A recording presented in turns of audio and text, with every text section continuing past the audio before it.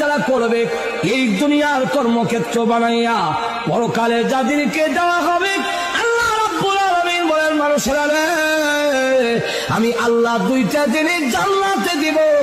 এক নম্বর হলো স্বাস্থ্যের কোনো সমস্যা নাই, আর তোমার ডায়াবেটিস থাকবে না, তোমার বহুমূত্র থাকবে দূরের কথা, বেশি বেশি তুমি পেশাব করতা এটা থাকবে দূরের কথা, তোমার কিন্তু আর মুথই থাকতো না, মুখ উঠে যাবে, পায়খানা নাই, সবগুলো হজম হয়ে যাবে, গ্যাফুর দিলে শেষ হয়ে যাবে, স্বাস্থ্যগত দিক থেকে কোনো দুর্বলতা নাই। আর এমন বউ দেওয়া হবে যারা তোমাকে দেখে মুসা মারে এরকম নয়, আল্লাহ রাব্বুল আলামিন রুচি বদলায় বদলায় বউ দিব। বাগানের ভিতরে যাবে, গিয়া দেখবে বড় আপেল গাছের মধ্যে লটকে রয়েছে, বড়ই হইল।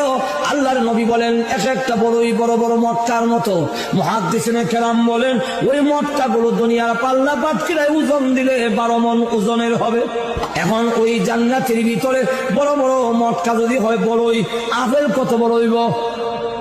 শুধু না বড়, এমনি আপেলটা পেরে যখন বানছে তার ভিতরে তাকায়া দেখে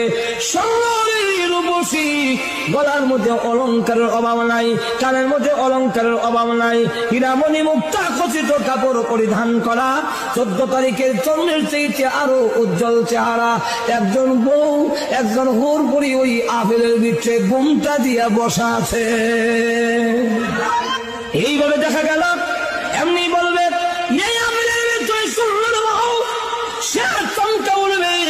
আপেলের ভিতরে মহিলা দেখা যায়, এমনি আল্লাহ ডাক দিয়ে বলবেন বান্দা রে ভয় করিস না, তুই ডরাইস না, চমকে উঠবি না, আমি আল্লাহ ইরা আপেলের সাথে তোমাকে পুরস্কার দিয়েছি। একটু জোরে কর না। দুনিয়া এত স্বাস্থ্য দেখতে উত্তম হবে। 2 নম্বর হলো জীবনে কোনোদিন মরবে না, অনন্তকালের জন্য বুক বিলাসের জন্য দেওয়া হবে। এখন পরকালেরটা নিবে না ইহকালের বুক বিলাস নিবে?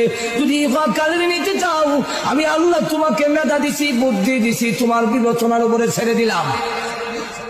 এখান থেকে অন্য প্রাণীরা আল্লাহর হুকুম না মানলে লগে লগে সাথে সাথে আল্লাহ দরিলায় গাছের জবান থেকে যখন আল্লাহর জিকির বন্ধ হয়ে যাবে, তাফসীরের কিতাবে লেখে গাছের মরণ হয়ে যায়। নদীর জবান থেকে যদি আল্লাহর বিধান ভুলে যায়, ওই নদী মরা নদী হয়ে যায়, স্রোত আর চলে না। যে পাখির জবান থেকে আল্লাহ